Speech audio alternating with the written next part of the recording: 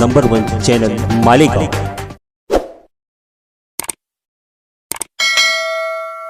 गठबंधन जनता दल ने बोल दिया था ये कमिश्नर आवाम के हक में नहीं है, ये कमर्शियल कमिश्नर है, इंतहाई करप्टेड और पार्शल है। और जो मुसलसल जो है वो उनके खिलाफ हम लोग करते रहे कार्रवाई, और उसका नतीजा ये हुआ कि मीडिया ने जो आवाम में बताया, ये इसका सेहरा जो है वो जिस तरह सियासी तौर पे हम लोगों ने हवा बनाई और आप लोगों ने आवाम तक पहुंचाई, उसका ये फ़ायदा हुआ कि आवामी राय बन चुकी थी। और आप देखते होंगे कि बहुत सारे लोग जो ऑफ द रिकॉर्ड बोलते थे कि हम कमिश्नर के साथ रहेंगे, लेकिन आवामी राय के आगे उनको झुकना पड़ा। इतना ज़बरदस्त झुकना पड़ा कि वो कांग्रेस पार्टी जो इक़्तिदार में है और शिवसेना जो कहीं ना कहीं सारी चोरियों में कमिश्नर के साथ मुलव्विस थी, लेकिन आवामी दबाव के आगे उनको भी आज जो है उनके घुटने टेकने पड़े और एक मत से पूरा प्रस्ताव पास हुआ। ये आवाम के लिए आवाम की जीत हुई है। आवाम ने ये बता दिया कि जमहूरियत में सबसे ज़्यादा दबाव जो होता है वो आवाम का होता है। नुमाइंदा भले ही की राय कुछ और हो, लेकिन आवामी दबाव के आगे नुमाइंदे को भी झुकना पड़ता है। इसमें कल की प्रेस आवामी दबाव जो होता है, ज़ाती राय किसी की कुछ भी हो, लेकिन आवामी दबाव के आगे जो है वो सबको झुकना पड़ता है। हमने बताया कि जब पहली बार कमिश्नर मालेगांव में आए और उनकी कारकिर्दगी देख के शुरुआत में ही हमने बोल दिया था कि ये कमिश्नर शहर के लिए मुज़िर है। और वो हमारी जो सोच थी वो साथी निहाल अहमद साहब से जो भी हमने सीखा है पॉलिसीज़, उससे हमने अंदाज़ा लगा लिया था और धीरे धीरे हमने आवाम को बताया। इसलिए ये आवामी दबाव ही था कि जो लोग कमिश्नर के साथ में थे उन्होंने दिल पर पत्थर रख के कमिश्नर के खिलाफ वोट दिया। जो लोग बोला करते थे कि हाथी चला, आज आप हाथी को देख लो कि सारे हाथियों को चूटियों ने रौंद डाला और हाथी की कोई ताकत नहीं रही। तो सबसे बड़ी ताकत जो होती है वो जमहूरियत की होती है, आवामी दबाव की। आज जिस तरह दबाव लाकर आवाम ने कांग्रेस जैसे बताया, हमने प्रेस कॉन्फ्रेंस में बोला कि चोर चोर मौसेरे भाई, मौसेरे भाई को भी अपने दूसरे मौसेरे भाई को धोखा देना पड़ा। यहाँ सिर्फ 2 मौसेरे भाई नहीं थे, यहाँ खालाजाद भाई, मामूजाद भाई, फूफीजाद सब चोर भाई यहाँ थे, जिनको मजबूर होकर यहाँ तक कि जब मालेगांव शहर सेंट्रल ने आवाज़ उठाई तो आउटर के आवाम ने भी दबाव डालना शुरू किया। तो ना चाहते हुए आउटर के लीडरान को भी, जो कमिश्नर से सबसे ज़्यादा फ़ायदा उठाते थे, उन्होंने सबसे पहले फ़ैसला किया कि कमिश्नर के ख़िलाफ़ हमको रहना। तो अगर आवाम अपनी ताकत को जानेगी तो मैं उम्मीद करती हूँ कि जिस तरह कमिश्नर की हकाल पट्टी का काम आज हुआ अवामी दबाव के ज़रिए, वैसे ही आगे मालेगांव शहर का जो चनकापुर और तलवाड़े के पानी पे जो आफत आई है, हम उम्मीद करते हैं अवामी दबाव के आगे इक़्तिदार में रही पार्टियों को भी घुटने टेकने पड़ेंगे आइंदा।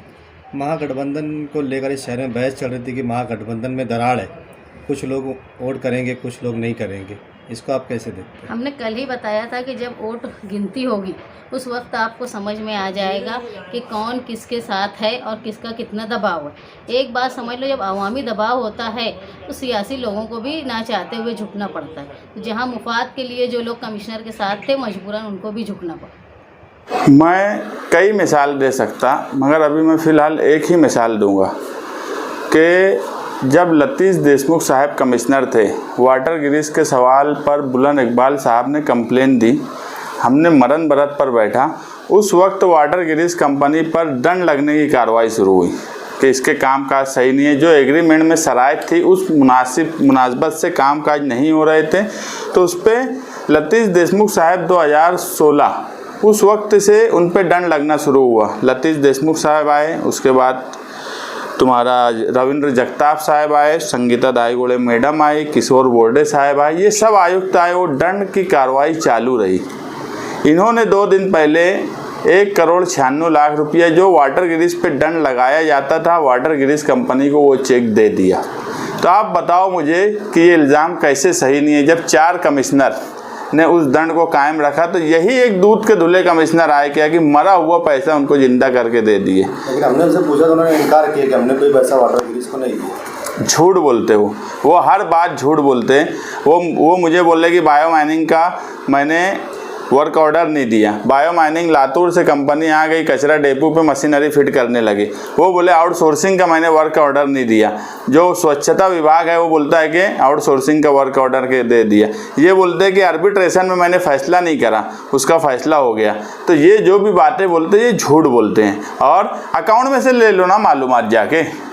मैं अकाउंट में कमरुद्दीन अकाउंटेंट की तरफ से बात मुझे जो मालूमात मिली है, नाम लेके बोल रहा हूँ कि उनको पैसा दिया गया है।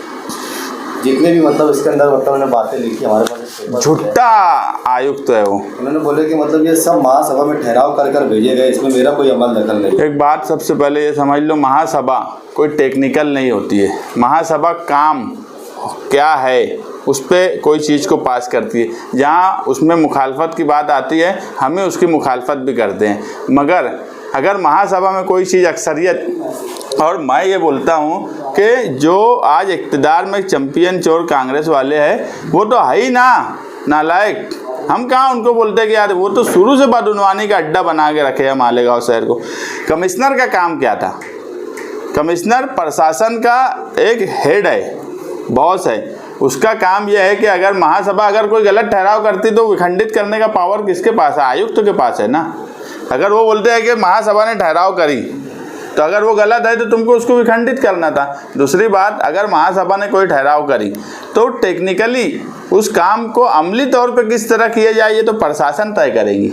ये हर बात करने के बाद बोलेंगे महासभा अब आउटसोर्सिंग, महासभा ने बोली आउटसोर्सिंग करना है। अब आउटसोर्सिंग में तुम्हारे मुलाजमीन कितने हैं, उसको पगार कितनी दी जा रही है, उस पर किस तरह से काम हो रहा है, वो खर्च कितना होगा, ठेकेदार को कितना देंगे, ये तो आयुक्त और प्रशासन का काम है ना। उन्होंने ये सब निश्चित करना चाहिए। कारपोरेशन की पहली मर्तबा जब से मालेगांव कारपोरेशन बनी 20 साल हो गए, 21वां साल चालू है,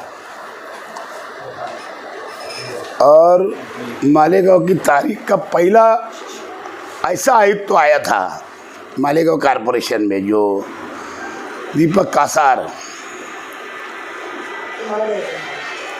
जिस टाइम उनकी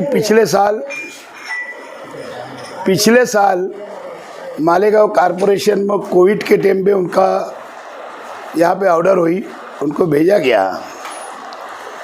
वहाँ से लेकर के कुछ दिन, 15 दिन, 8 दिन, 1 महीना गया। कोविड बहुत तेज़ी से शुरू हो गया था शहर में, आज भी चल रहा है। लेकिन उस वक्त भी उन्होंने एक नया प्रोग्राम लाए थे कोविड की आड़ में, कोविड सेंटर बनाने के बड़े बड़े टेंट लगा के। लेकिन उस वक्त तो यहाँ की अपोजिशन से लेकर के रोलिंग से लेकर सभी लोगों ने उसका विरोध किया, और उस वक्त तो उसके अंदर आड़ा लगा और जब ब्रेक लगा था। उसके बाद फिर उसको कई मर्तबा बोला गया, समझाया गया, लेकिन वो नहीं मानने लगा। अपनी आदत से बोलते ना, बाज नहीं रहता इंसान, आता नहीं। फिर हमने वैसा ठहराव लाने की कोशिश की। उस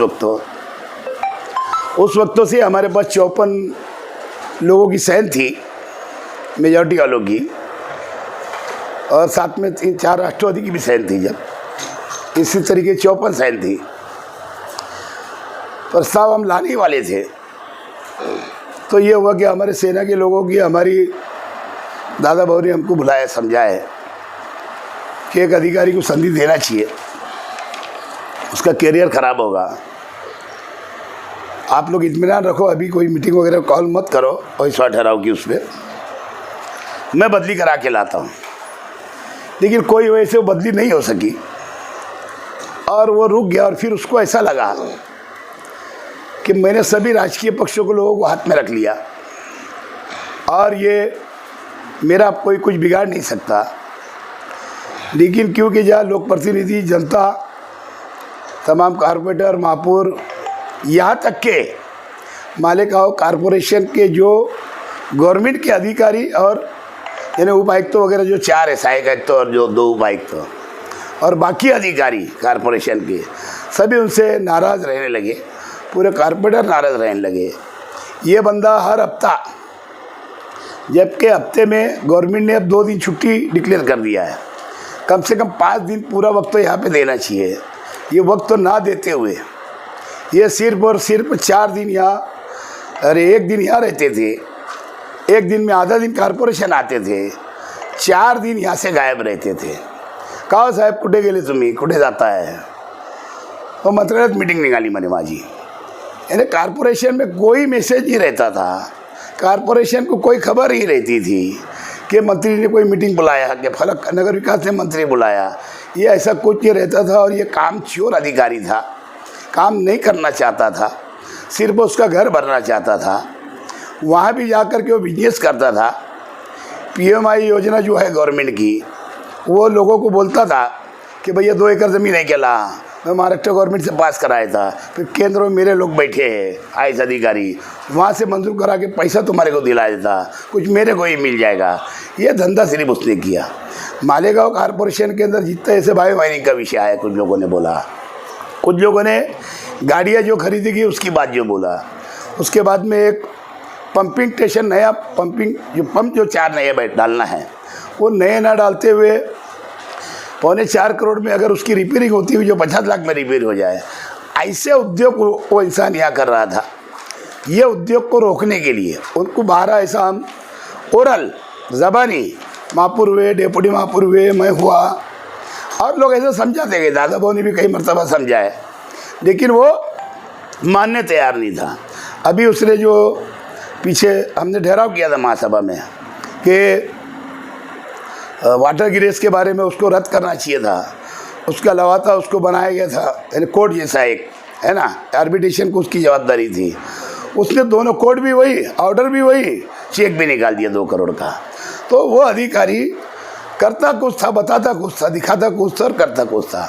इसके लिए सबकी नाराज़गी की वजह से दोबारा ये प्रस्ताव लाना पड़ा, और मैं सभी पक्षों के लोग का शुक्रिया अदा करूँगा कि सब ने एक राय से उसके विरोध में वोट डाले, कांग्रेस पार्टी के प्रस्ताव के ऊपर। इसके लिए मैं उन सब का शुक्रिया अदा करता हूँ। आज हमने उनके खिलाफ ठहराव कर दिया है, ये ठहराव शासन को चले जाएगा, शासन दूसरा आदमी उसकी जगह के ऊपर मालेगांव कॉरपोरेशन के अंदर भेजेगी, और अब वो यहाँ पे कोई कामकाज नहीं कर सकता।